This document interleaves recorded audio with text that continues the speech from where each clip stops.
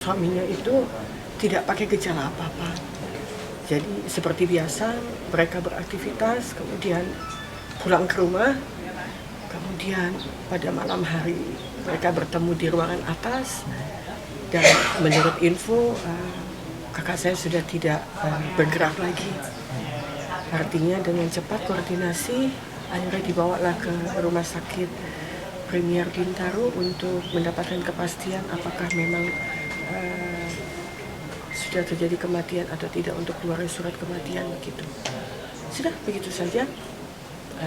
Mungkin untuk almarhumah kakak saya mungkin sudah lepas dari semua urusan duniawi, tapi yang saya lihat Ikang yang dan anak-anak yang perlu untuk dikuatkan karena memang kepergiannya itu tanpa sakit, kemudian juga tanpa ada tanda apapun juga gitu. Jadi saya pikir mungkin ini sesuatu yang sifatnya sangat cepat kondisinya. Artinya meninggalnya di rumah ya Tante?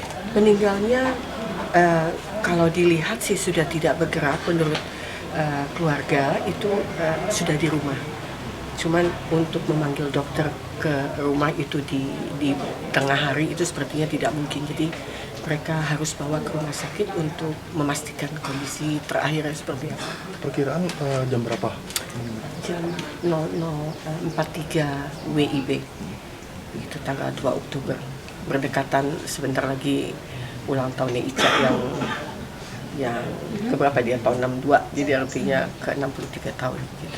62 tahun ya. 62 tahun ya wafatnya. tahun. Sebelumnya mungkin ada keluhan? Tidak ada. Sama sekali tidak ada. Riwayat penyakit pun tidak Tidak ada. ada. Baik-baik saja, kondisinya aktif dan lain-lain, ya ini yang membuat kaget semua begitu. Jadi saya pikir mungkin ini yang dinamakan dengan ajal. Jadi ajal kapanpun bisa menjemput seseorang, baik melalui sakit maupun dalam keadaan sehat, dia bisa panggil ketemu dengan Sang Pencipta. Sekarang kondisi Mas Ikang sendiri dan anak-anak seperti apa? Ikang yang sangat erat. Jadi kayaknya harus disupport Ikang, harus ditemenin, adik-adiknya harus menemani supaya kuat melewati kondisi. Ada pertanda nggak Tante sebelum Tidak ada sama sekali tidak ada Pak. Tidak ada tanda. Mungkin selama hidupnya mungkin ada kepinginan apa yang belum tercapai mungkin? Kayaknya semua dalam hidupnya Ica sudah dapat ya, semua urusan semuanya sepertinya sudah. Tapi ya mungkin namanya manusia tetap ada upaya dalam menjalankan kehidupannya seperti itu. Tapi saya pikir itu lumrah lah menjadi manusia. Tapi pada dasarnya semua sudah terpenuhi. Rencana pemakaman hari Pemakaman masih antara dua, apakah ini bada asyar atau bada zuhur. Karena kalau Ikang mintanya sih itu bada asyar supaya masih bisa berdekatan dengan istrinya. Tapi kami menyarankan kalau bisa pada zuhur disolatkan di masjid dekat rumah, kemudian setelah itu bisa langsung dimakamkan. Tapi semua keputusan ada di Ikang karena dia adalah orang yang paling dekat dalam hidup kakak saya. Pihak keluarga ada yang dari luar kota kah? Oh tidak ada. Semua di Tidak ada. Jakarta? Semua kumpul di sini semuanya. Untuk tahlilan Tante? Kalau terakhir beritanya hari pertama, kedua, ketiga, kemudian ketujuh dan 40 hari. Suaminya itu tidak pakai gejala apa-apa. Jadi seperti biasa mereka beraktivitas, kemudian pulang ke rumah, kemudian pada malam hari mereka bertemu di ruangan atas, dan menurut info kakak saya sudah tidak bergerak lagi. Artinya dengan cepat koordinasi akhirnya dibawalah ke rumah sakit Premier Bintaro untuk mendapatkan kepastian apakah memang sudah terjadi kematian atau tidak untuk keluar surat kematian begitu. Sudah begitu saja. Mungkin untuk almarhumah kakak saya mungkin sudah lepas dari semua urusan duniawi, tapi yang saya lihat Ikang yang dan anak-anak yang perlu untuk dikuatkan karena memang kepergiannya itu tanpa sakit, kemudian juga tanpa ada tanda apapun juga gitu. Jadi saya pikir mungkin ini sesuatu yang sifatnya sangat cepat kondisinya. Artinya meninggalnya di rumah ya Tante? Meninggalnya kalau dilihat sih sudah tidak bergerak menurut keluarga itu sudah di rumah. Cuman untuk memanggil dokter ke rumah itu di tengah hari itu sepertinya tidak mungkin. Jadi mereka harus bawa ke rumah sakit untuk memastikan kondisi terakhirnya seperti apa. Perkiraan jam berapa? Jam 00.43 WIB, itu tanggal 2 Oktober. Berdekatan sebentar lagi ulang tahunnya Ica yang keberapa dia, tahun 62, jadi artinya ke 63 tahun gitu.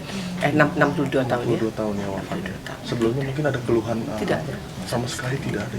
Riwayat penyakit pun tidak Tidak ada. Tidak ada.